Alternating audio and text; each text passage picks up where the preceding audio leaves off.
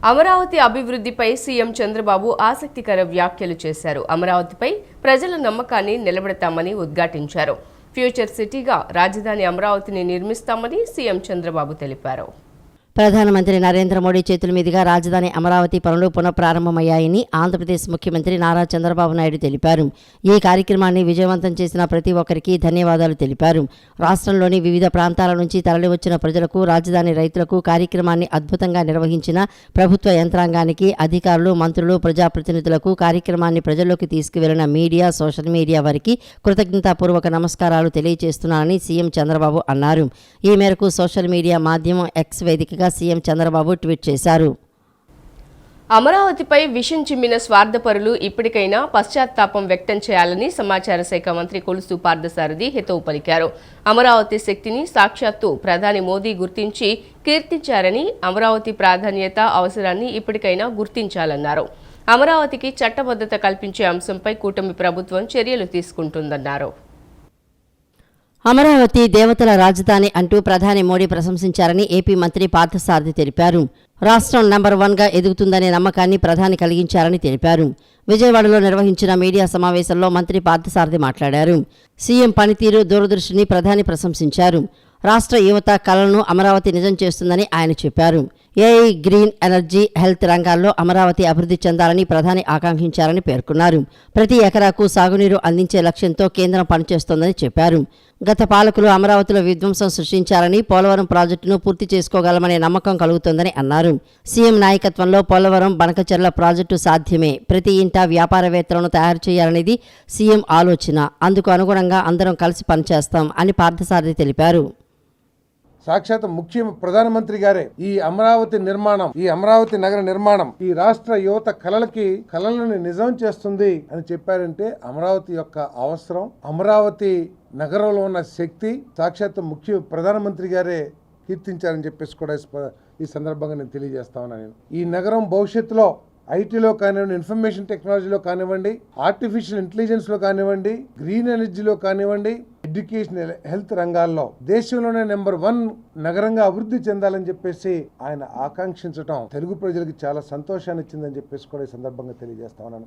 అమరావతిలో ఉన్న గొప్పదనాన్ని, దేవతల రాజధాని అని చెప్పేసి ప్రధానమంత్రి గారు గుర్తించారు. కానీ గత పాలకులు అమరావతిని ఏ విధంగా విధ్వంసం చేసింది, అమరావతి పట్ల ఏ విధమైన విషయం చిమ్మింది, అమరావతికి భ్రమరావతినో లేకపోతే ఇంకా రకరకాల వారి పేర్లు పెట్టి వారికి ఉన్న కసిని ఏ విధంగా వ్యక్తపరిచారో మనందరం కూడా చూసాం. ఇప్పటికైనా సరే అమరావతి యొక్క గొప్పతనాన్ని, ఈ రాష్ట్ర రాజధానికి ఒక బలమైన రాజధాని ఏర్పాటు చేసుకోవాలన్న ప్రజల ఆకాంక్షల్ని గుర్తించి దానికి సహకరించాలి. లేకపోతే భవిష్యత్తులో ప్రజలు క్షమించాలని చెప్పేసి కూడా ఈ సందర్భంగా నేను తెలియజేస్తా ఉన్నాను.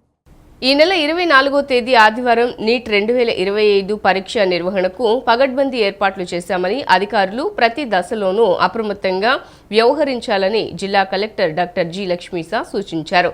ప్రతి ఒక్కరూ సమన్వయంతో పనిచేసి ప్రతిష్టాత్మక పరీక్షను విజయవంతంగా నిర్వహించాలని కలెక్టర్ సూచించారు.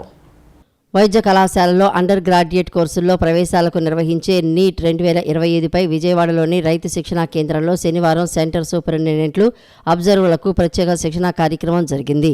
ఈ సందర్భంగా నీట్ పరీక్షను విజయవంతంగా నిర్వహించేందుకు తీసుకోవాల్సిన జాగ్రత్తలపై కలెక్టర్ లక్ష్మీశా సూచనలు చేశారు. జిల్లాలో 13,625 మంది అభ్యర్థులకు 28 కేంద్రాల్లో ఏర్పాట్లు చేయడం జరిగిందని, మధ్యాహ్నం 2 గంటల నుంచి 5 గంటల వరకు పరీక్ష జరుగుతుందని అన్నారు. అర్హత కలిగిన పీడబ్ల్యూడీ అభ్యర్థులకు సాయంత్రం 6 గంటల వరకు అవకాశం ఉంటుందన్నారు. శిక్షణా కార్యక్రమాన్ని సద్వినియోగం చేసుకుని ప్రతి అంశంపైన పూర్తి స్థాయిలో అవగాహన పెంపొందించుకుని చిన్న పొరపాటుకు కూడా తావు లేకుండా విధులు నిర్వర్తించాలని తెలిపారు. పరీక్షా నిర్వహణకు సంబంధించి అధికారులు అడిగిన వివిధ సందేహాలను కలెక్టర్ నివృత్తి చేశారు. City coordinator, centre superintendent, deputy centre superintendent, అబ్జర్వర్లు, ఇన్విజిలేటర్లు ఇలా ప్రతి ఒక్కరూ సమన్వయంతో పనిచేసి ప్రతిష్టాత్మక పరీక్షను విజయవంతంగా నిర్వహించాలని కలెక్టర్ లక్ష్మీశ సూచించారు. విభిన్న ప్రతిభావంతులకు ప్రత్యేక ఏర్పాట్లు, అభ్యర్థుల తనిఖీ ప్రక్రియ, బయోమెట్రిక్ హాజరు, కంట్రోల్ రూమ్ విధులు, sitting arrangement, videography, sealed covers నివేదికలు, కాన్ఫిడెన్షియల్ మెటీరియల్ నిర్వహణ తదితరాలపై పవర్ పాయింట్ ప్రజెంటేషన్ ద్వారా అధికారులు అవగాహన కల్పించారు. కార్యక్రమంలో శిక్షణ అధికారులు ఆదిశేష వర్మ, వెంకటేశ్వరరావు, విజయవాడ ఆర్డీఓ కావూరి చైతన్య తదితరులు పాల్గొన్నారు. పచ్చని పంట పొలాలు ఉన్న చోట సోలార్ ప్రాజెక్టుల పేరుతో భూములను కార్పొరేట్ సంస్థలకు కట్టబెట్టడం సరైన విధానం కాదని Aam Aadmi party regional coordinator నేతి మహేశ్వరరావు వెల్లడించారు.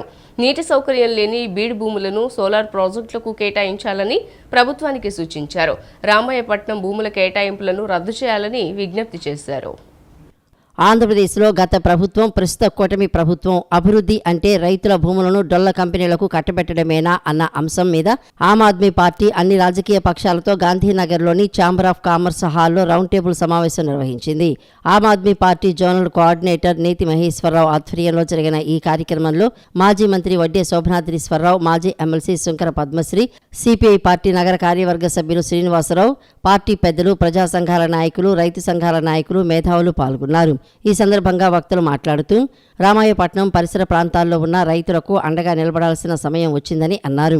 పచ్చని పంట పొలాలుగా ఉన్న భూములను సోలార్ ప్రాజెక్టుల పేరుతో బీడు భూములను చేయటం సరైన విధానం కాదని తెలిపారు.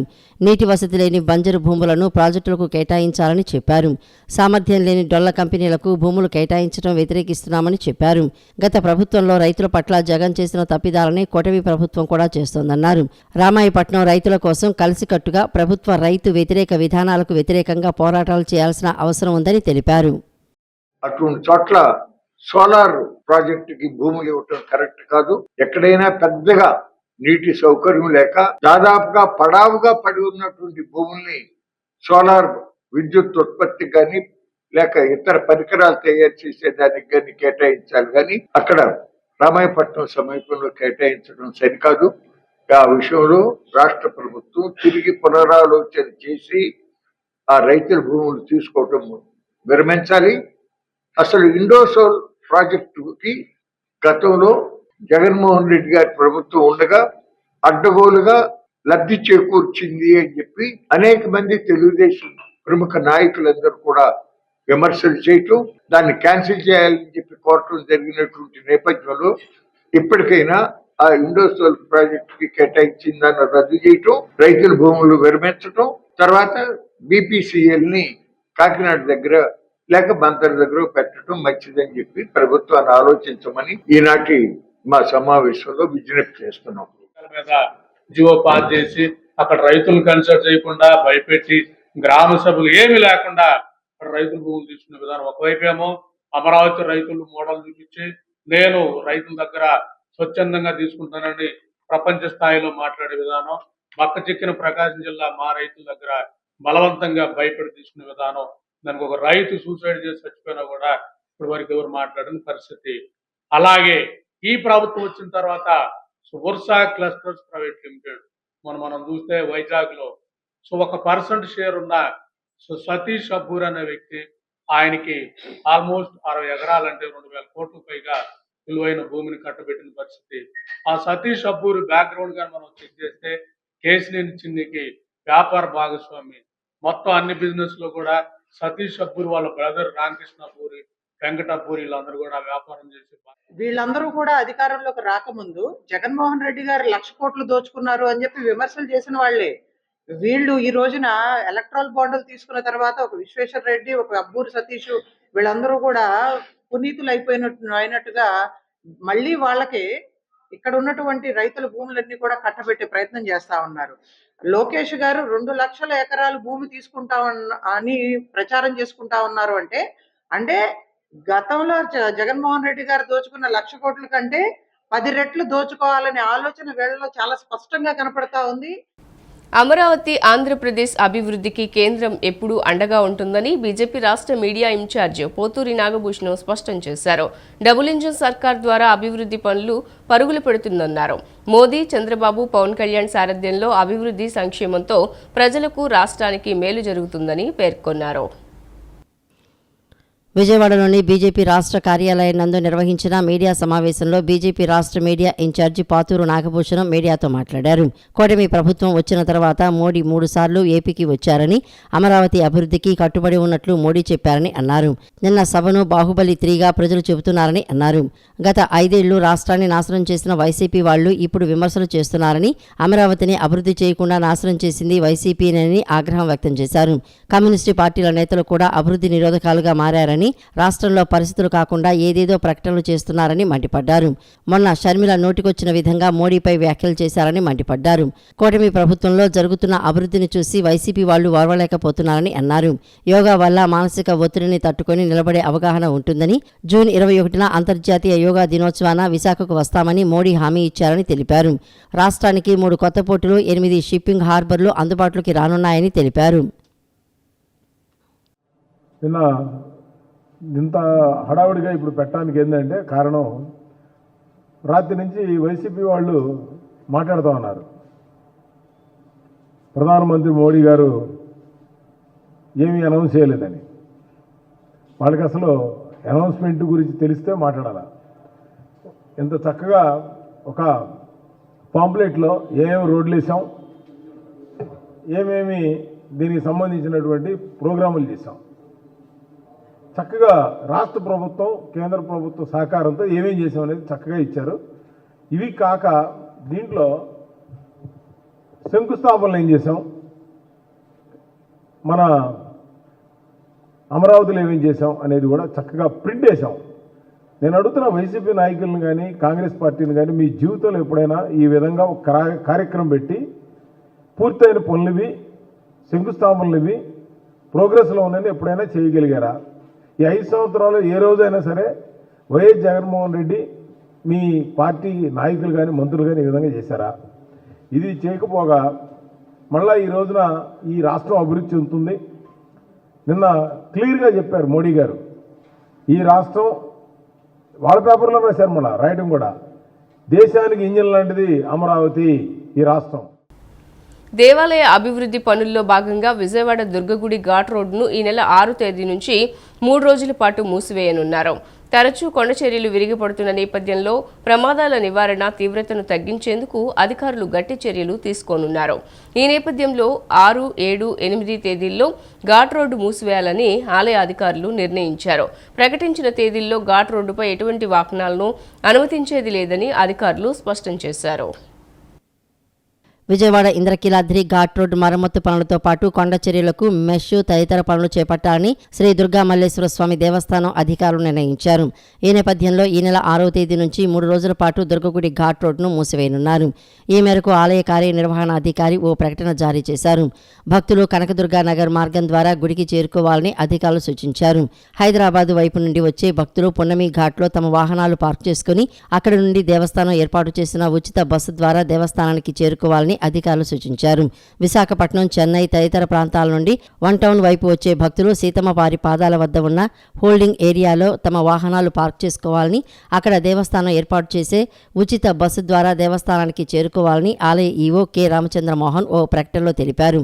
మే 6, 7, 8 ఈ 3 రోజులు పార్కింగ్ ప్రదేశాల నుండి దేవస్థానం వరకు ఉచిత రవాణా సదుపాయం ఏర్పాటు చేశామని, భక్తులు ఈ సౌకర్యాన్ని వినియోగించుకోవాలని ఈవో ప్రకటనలో పేర్కొన్నారు. అమరావతి అభివృద్ధిపై ప్రధానికి 20 సూత్రాల కార్యక్రమ అమలుపై చైర్మన్ లంకా దినకర్ ధన్యవాదాలు తెలిపారు. కాశ్మీర్లో ఉగ్రవాదుల దాడిపై కేంద్ర ప్రభుత్వం తీసుకుంటున్న చర్యలకు మద్దతుగా నిలిచిన సీఎం చంద్రబాబు నాయుడుకు కృతజ్ఞతలు తెలియజేశారు. విజయవాడలో ఏర్పాటు చేసిన విలేకరుల సమావేశంలో 20 సూత్రాల కార్యక్రమ అమలు చైర్మన్ లంకా దినకర్ మాట్లాడుతూ, ముఖ్యమంత్రి చంద్రబాబు నాయుడు ఆహ్వానం మేరకు అమరావతిలో 50,000 కోట్లకు పైగా విలువైన అభివృద్ధి ప్రాజెక్టులకు శంకుస్థాపన చేసిన ప్రధానమంత్రి నరేంద్ర మోడీకి హృదయపూర్వక ధన్యవాదాలు తెలియజేశారు. అదేవిధంగా ఆంధ్రప్రదేశ్ ప్రజలకు అంకితం చేయడానికి ప్రధానమంత్రి ప్రారంభించిన జాతీయ రహదారులు, రైల్వే ప్రాజెక్టులకు కూడా రాష్ట్ర ప్రజల తరపున కృతజ్ఞతలు తెలిపారు. కాశ్మీర్లో ఉగ్రవాదుల దాడిపై కేంద్ర ప్రభుత్వం తీసుకుంటున్న చర్యలకు మద్దతుగా నిలిచిన CM Chandrababu Naidu, deputy CM Pawan Kalyan, మంత్రి నారా లోకేష్లకు లంకా దినకర్ ధన్యవాదాలు తెలిపారు. ముఖ్యంగా అమరావతి నిర్మాణం 3 సంవత్సరం లోపల పూర్తి చేసి మళ్ళీ ప్రారంభోత్సవానికి సంబంధించినటువంటి ఆ అభివృద్ధి కార్యక్రమం పూర్తయిన తర్వాత మోడీ గారిని ఆహ్వానిస్తామని చెప్పినటువంటి అంశాన్ని దృష్టిలో పెట్టుకొని ప్రధానమంత్రి నరేంద్ర మోడీ గారు చేసినటువంటి అత్యంత ముఖ్యమైనటువంటి కీలకమైనటువంటి వ్యాఖ్య, అమరావతి 3 సంవత్సరాల్లో పూర్తయిన తర్వాత ఆంధ్రప్రదేశ్ ఆర్థిక రూపురేఖలు మొత్తం కూడా మారిపోయి రాష్ట్ర స్థూల ఉత్పత్తి గణనీయంగా పెరిగి వికసిత భారత్లో స్వర్ణాంధ్ర ఏ విధంగా తన యొక్క భాగస్వామ్యం అవుతుందనేటటువంటి అంశాన్ని స్పష్టంగా ప్రధానమంత్రి నరేంద్ర మోడీ గారు వారు ముందుగానే ఊహించి నిన్న జరగబోయేటటువంటి అభివృద్ధి ఆంధ్రప్రదేశ్ యొక్క ఆర్థిక శక్తిని వారు నిన్న వ్యాఖ్యానించడం జరిగింది. అదేవిధంగా అమరావతి నిర్మాణం సమయంలో దానికి సంబంధించినటువంటి ఉద్యోగ ఉపాధి అవకాశ కల్పన నిర్మాణం సమయంలో దానికి వాడేటటువంటి ముడి పదార్థాల వల్ల ఆర్థికంగా రాష్ట్రానికి జరిగేటటువంటి మేలు అంశాలను కూడా వారు ప్రస్తావించడం జరిగింది. కృష్ణా జిల్లా బాపులపాడులో పారిశ్రామికవేత్త పుట్టగుంట సతీష్ ఫామ్ హౌస్ కి వచ్చిన విశ్వ హిందూ పరిషత్ జాతీయ అధ్యక్షుడు అలోక్ కుమార్జీ శ్రీకృష్ణుడి ఆలయంలో పూజలు నిర్వహించారు. గోశాలను సందర్శించి గోపూజలు చేశారు. అనంతరం హనుమాన్ జంక్షన్ ఆశాజ్యోతి వికలాంగుల ఆశ్రమానికి 30 ట్రైసైకిళ్లు, చిన్నారులకు ఆర్టిఫిషియల్ లెగ్స్, కొత్త బట్టలు పంపిణీ చేశారు. హిందూ ధర్మ అభివృద్ధి లక్ష్యమని, రామమందిర నిర్మాణం విశ్వ హిందూ పరిషత్ విజయమని పేర్కొన్నారు. కృష్ణా జిల్లా గన్నవరం నియోజకవర్గంలోని బాపులపాడు మండలంలో ప్రముఖ పారిశ్రామికవేత్త విశ్వ హిందూ పరిషత్ నేషనల్ ట్రస్ట్ సభ్యుడు పుట్టగుంట సతీష్ ఫామ్ హౌస్ను విశ్వ హిందూ పరిషత్ జాతీయ అధ్యక్షుడు అలోక్ కుమార్జీ సందర్శించారు. ఈ సందర్భంగా ఆయన మొదట శ్రీకృష్ణుడు ఆలయంలో పూజలు నిర్వహించారు. అనంతరం ఫామ్ హౌస్లో ఉన్న గోశాలను సందర్శించి గోమాతకు ధూపదీప నైవేద్యాలు సమర్పించారు. అనంతరం హనుమాన్ జంక్షన్లోని ఆశాజ్యోతి వికలాంగుల ఆశ్రమానికి చెందిన 30 మంది వికలాంగులకు ట్రైసైకిళ్లు, 2 చిన్నారులకు ఆర్టిఫిషియల్ లెగ్స్, నూతన వస్త్రాలు పంపిణీ చేశారు. ఈ కార్యక్రమంలో అలోక్ కుమార్జీతో పాటు పుట్టగుంట సతీష్ కుమార్, విశ్వ హిందూ పరిషత్ తెలంగాణ, ఆంధ్రప్రదేశ్ అధ్యక్షులు రవికుమార్, పలువురు సభ్యులు పాల్గొన్నారు. ఈ సందర్భంగా అలోక్ కుమార్జీ మాట్లాడుతూ హిందూ ధర్మాభివృద్ధి, దేవాలయాల పరిరక్షణ మా ముఖ్య లక్ష్యాలు. ప్రస్తుతం 100 దేశాల్లో హిందూ మత అభివృద్ధికి పనిచేస్తున్నాం. భీమవరంలో ట్రైనింగ్ ప్రోగ్రాంలు నిర్వహిస్తున్నాం. అయోధ్యలో రామమందిర నిర్మాణం విశ్వ హిందూ పరిషత్ సాధించిన గొప్ప విజయాల్లో ఒకటి అని తెలిపారు. అలాగే ప్రజాస్వామ్యంలో ప్రతి ఒక్కరూ భాగస్వాములేనని, హిందూ దేశంలో అందరూ సమానులేనని చెప్పారు. క్రైస్తవ మతంపై తప్పుడు ప్రచారం జరుగుతోందని, మతాల పేరుతో సామాజిక అసమర్థతకు దారితీసే చర్యలు చేయవద్దని సూచించారు. యువతలో దేశభక్తిని పెంపొందించేందుకు విశ్వ హిందూ పరిషత్ కృషి చేస్తుందని పేర్కొన్నారు. In this, not in this month, in this year we have started March training center for Purohits. We are enrolling the trained Purohits, giving them 3 add-ons. We are teaching them English, we are teaching them computers, we are teaching them devotional music, including the instrumental music. Because whenever we go out, the Hindus say we have a temple. We need a priest who can do methodical puja, who can talk to our children in their language and tell them about Hinduism, who can come to our house and do our pujas. So we have started an institute where the Hindus of all castes are welcome to study the scriptures and to be pandits for the betterment of the society and to be a Vishwa Guru. ఇందాక మీరు అన్నారు క్రైస్తవం మీద దాడులు అన్నది. సమాజాన్ని దాడుల వైపుకు తీసుకెళ్తే విధ్వంసాలు సృష్టించి పహల్గాంలో దాడి చేసిన వాళ్ళకి హిందూ సమాజానికి తేడా ఉండదు. సమాజాన్ని సమరసత మార్గంలో నడిపించడం విష్ణు పరిషత్ చేసే పని. దానికోసం సమరసత విభాగం పనిచేస్తోంది. అదే సందర్భంలో సమాజాన్ని మతం పేరుతో విభజిస్తే జరిగే ప్రమాదాలు ఏమిటో పహల్గాంలో చూసాం మనం. కాబట్టి మత మార్పిడిని ఆపడం కోసం, మారిన వాళ్ళని స్వధర్మంలోకి తీసుకురావడం కోసం చేసే ప్రయత్నం చేస్తోంది. మరొక వైపు దేవాలయాలు నిలబడాలి, అవి హిందువుల చేతిలో ఉండాలి, ప్రభుత్వం నుంచి స్వయం ప్రతిపత్తి రావాలని మందిర అర్చక పురోహిత విభాగం పనిచేస్తోంది. అర్చకులు, పురోహితులు కూడా ఈ సమాజానికి ఏ విధమైన సేవలు అందించాలని చెప్పడంతో సేవా విభాగం ఒక వైపున పనిచేస్తోంది. యువకులలో దేశభక్తిని, ధర్మం పట్ల నిష్ఠని, నైతిక ప్రవర్తనని కలిగజేయడం కోసం బజరంగ దళ్ పనిచేస్తోంది. కొన్ని రకాలైనటువంటి ఇబ్బందుల్లో హిందుత్వం రోజు రోజుకి దాని మీద దాడి జరుగుతున్న పరిస్థితుల తరుణంలో ఇటీవల చూసాం మనం కాశ్మీర్ లో. మరి హిందువా కాదా అని చెప్పి అడిగి మరి ఉగ్రవాదులు చంపడం ఇటువంటివన్నీ జరిగినాయి. విశ్వ హిందూ పరిషత్ ఆధ్వర్యంలో హిందుత్వాన్ని మరింత పెంపొందించి హిందుత్వం ద్వారా ఎన్నో మంచి దేశానికి ఉపయోగపడే కార్యక్రమాలు చేయాలనే తరంతో ముందుకు నడుస్తున్న విశ్వ హిందూ పరిషత్ లో ప్రతి ఒక్కరికి ధన్యవాదాలు తెలియజేస్తూ, అమరావతిని మరో హైటెక్ సిటీగా మార్చేందుకు ఐబీఎం, టీసీఎస్తో క్వాంటమ్ వ్యాలీ ఏర్పాటుకు రాష్ట్ర ప్రభుత్వం ఒప్పందం చేసుకోవటం ప్రజా రాజధాని పునర్నిర్మాణానికి శుభసూచకమని AP biodiversity board chairman Neelayapalem Vijay Kumar హర్షం వ్యక్తం చేశారు. మంగళగిరిలోని తెలుగుదేశం కేంద్ర కార్యాలయంలో విజయ్ కుమార్ మీడియాతో మాట్లాడారు. అమరావతిలో ఏర్పాటు కానున్న క్వాంటమ్ వ్యాలీ అత్యంత అధునాతనమైందని తెలిపారు. రాష్ట్రానికే కాకుండా దేశానికే ఈ కంపెనీ ద్వారా విదేశీ పెట్టుబడుల వరద రానుందని ఆయన తెలిపారు. జనవరి 1, 2026 నుంచి యావత్ ప్రపంచం అమరావతి వైపు చూడనుందని విజయ్ కుమార్ జోస్యం చెప్పారు.